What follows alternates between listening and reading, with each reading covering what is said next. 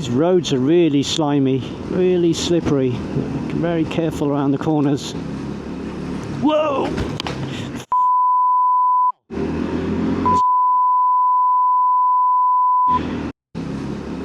Whoa!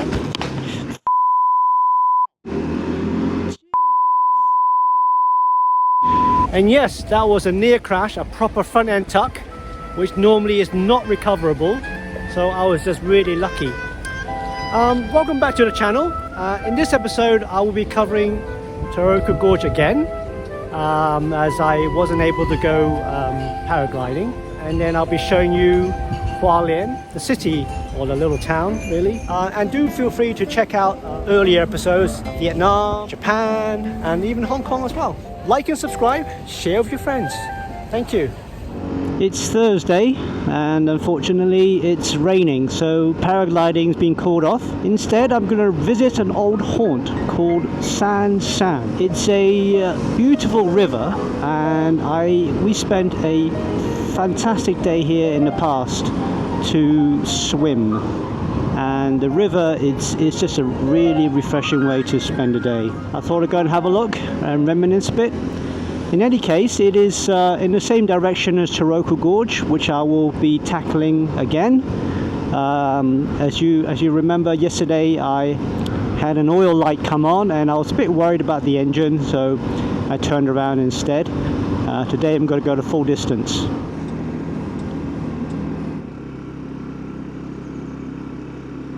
Just have to get through the village first. So I was just told by the locals I cannot get to where I went 7 years ago to go swimming because of the typhoon recently basically, I think, destroyed the road. Well, that's it. We'll head to Taroko Gorge instead. So we're back at this giant, I'm pretty sure this is a cement plant. It's just post-apocalyptic looking. Ah, my goodness, if anything, it looks spooky. It is one ugly SOB. But I suppose it's necessary for progress, for construction. So I found out this morning the pass to Taroko Gorge doesn't open until noon. I've got a couple of hours to kill, so I decided to go down to the beach and check it out. But this labyrinth of little paths, little lanes, is sort of in the right direction. It's just half guessing really. Left or right? Let's have a look at the map and I go left or right. Okay, if I go right, there's another path which should lead down to the beach. Okay. Okay, this kind of is a path of sort. Not a road. Ow, ow, ow. Not what this scooter is designed for. Wah.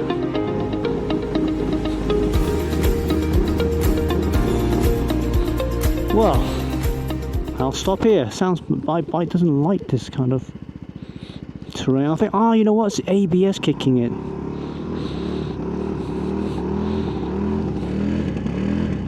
Yes, definitely that's the ABS. Okay, it's trying to stop me from skidding. Let's switch off here. Yep, it's dug itself a proper groove in there. Not going anywhere. I'll push it out later. Wow, what a magnificent view. Nice. So I'm going to chill out here for a bit and head back that way in about an hour and a half. Excuse me for shouting, but it's quite windy and I hope you can hear my voice over the wind. I'm just by the beach, and this particular part, protected by the sandbar ahead, looks inviting to swim in. I certainly wouldn't want to try it out on the open sea out over there. It's grey, it's wavy, it just doesn't look very inviting at all. But this part here, lovely.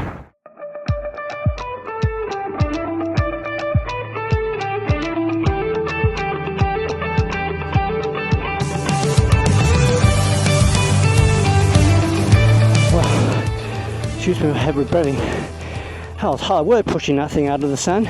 Going on to the wet and more compact sand now, so we're okay. Head back to Taroko Gorge in time for the gates to open at noon.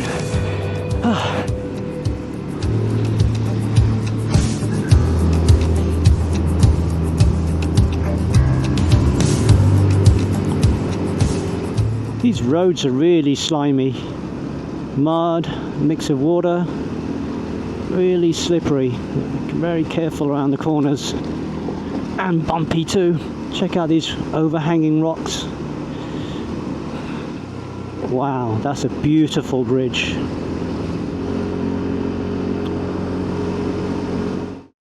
Being here, I'm reminded of the power of nature to create and to destroy.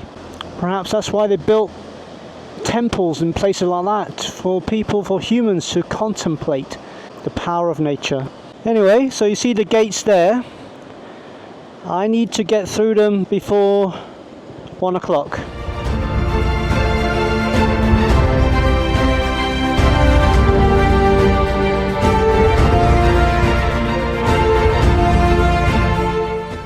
It's starting to rain, and I'm going to take it nice and gentle on the way back. No need to rush or anything. It's super slippery in here. This sort of half-baked mud. The front tyre just wants to wash out, and the back tyre wants to just let go as well. And being CVT is, you don't really have the most precise kind of control over the throttle.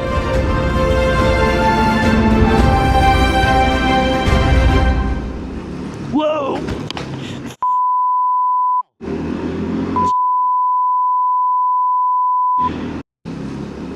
Whoa!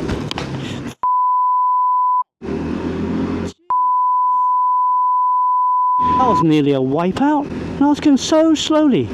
Sorry for the swear words, but that wasn't funny. It's all the worse in the tunnels because it's dark and you can't really see the condition of the road. Oh, strained my shoulder there, trying to save the freaking bike.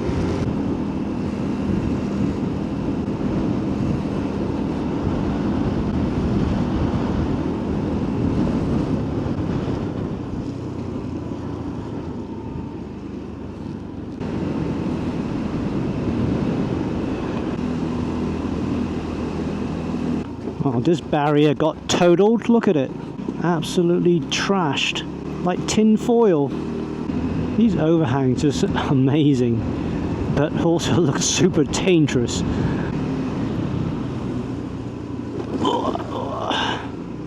Let me stop a minute. Tighten up that GoPro 360 camera mount. Second. Okay.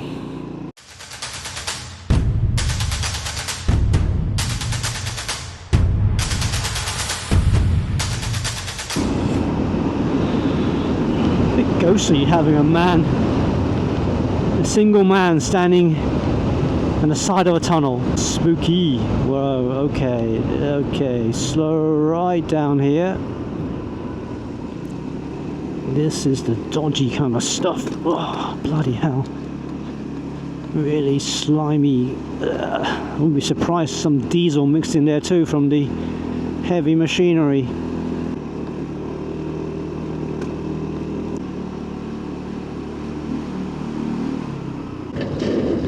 Okay, this is where I got to yesterday. Whoa, the bridge is wobbling when that truck's going over. Oh, that's creepy. Oh, I didn't like that. Now these are pretty significant holes here, and they've obviously put down the formwork and ready to be concreted again. Plenty of reinforcement, of course. I'm at the floodgates of Taroko Gorge, you can see here. Now, there was a massive earthquake in April which damaged a lot of the bridges and infrastructure further upstream. However, looking at this floodgate, the damage here, I don't think is from earthquake. I mean, look at the way the metal fence has all been bent in one direction, and then the logs and so on. I think, as an educated guess, I think during the recent typhoon, the waters was being so high, it was going over the top of this floodgate and causing all this damage. I mean, look at where it would be flowing fastest in the middle part. Those fences have been completely ripped off. Could you imagine this whole thing full of water? I mean, coming from up there. That would be a scary sight. I'm in awe The nature reminds us humans how small we are. One little tennis ball sized rock coming down would finish me off, let alone boulders the size of cars. We are so puny. I was warned at breakfast to not come by the restaurant owner. He says it's still dangerous. You know what? He's absolutely right. Standing there knowing that there was an earthquake and, you know, it could be loose rocks and the rain and typhoon and so on, you just feel so vulnerable. Maybe it's age catching up with me.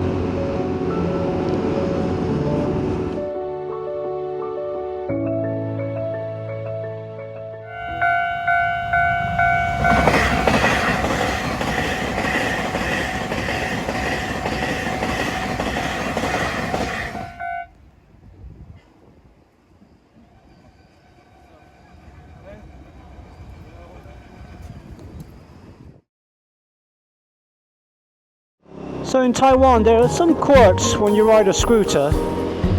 You're not allowed to turn left in a junction. You have to do a double leg. So here I have to turn in here, set myself in this square box nice and neatly, and then wait for the traffic light to go green and go that way.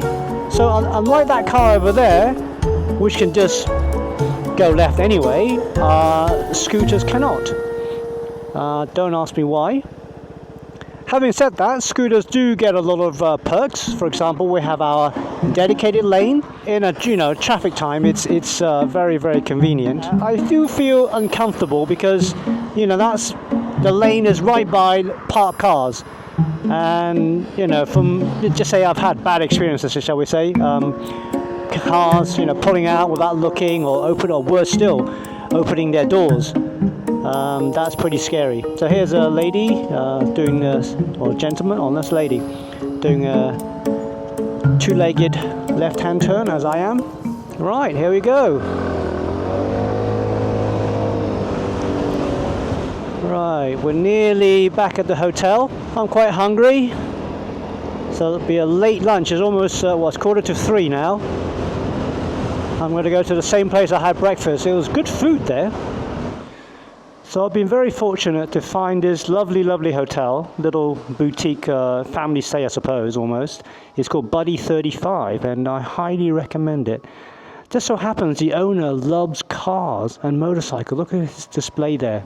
It's fantastic. And I get to park my bike undercover, and fantastic. So I was talking to Mrs. Lin, and she explained to me this collection was even bigger. Unfortunately, they lost half of it during the earthquake earlier this year, and also the one in 2017. So that's a real shame. Wish them the best of luck, and for the collection to grow. So anyway, I thought you deserve to have a look at Hualien at night. There are some quirky rides.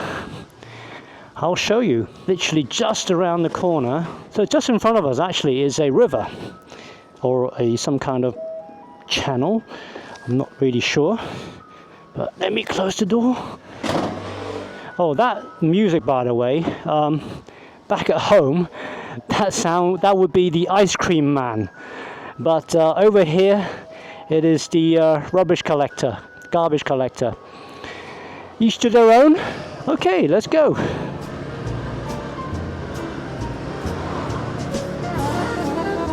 That's a nice giant bike shop. I went there this afternoon, and it's really well equipped and full of all the different models if you're into bicycling. But check out this underpass I'm about to go through. Now, I'm not tall, but for sure Michael Jordan would bash his head. 1.70 m. I mean, no, I would bash my head if I was standing. Ah, oh, bloody hell, man. It's a bit dodgy, that one. Okay. And we continue along the river. This is Chongqing Market in Hualien. There's all sorts of foods and knickknacks and tidbits to eat. The weather's lovely though for being outdoors now.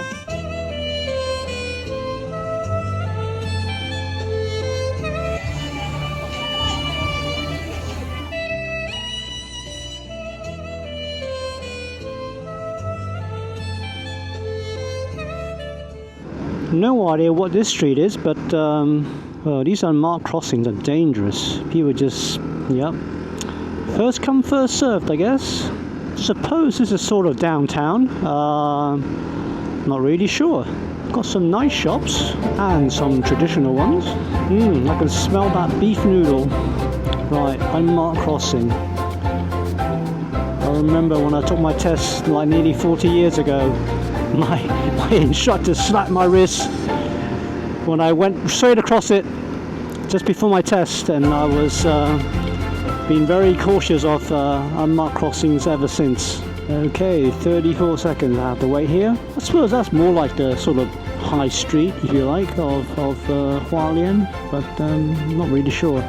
I'm just going around aimlessly. I'll head back to the hotel now. I just want to get an early night.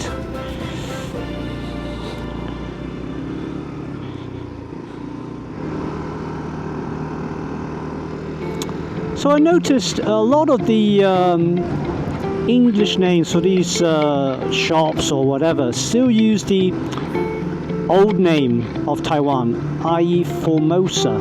I wonder when Formosa got changed to Taiwan.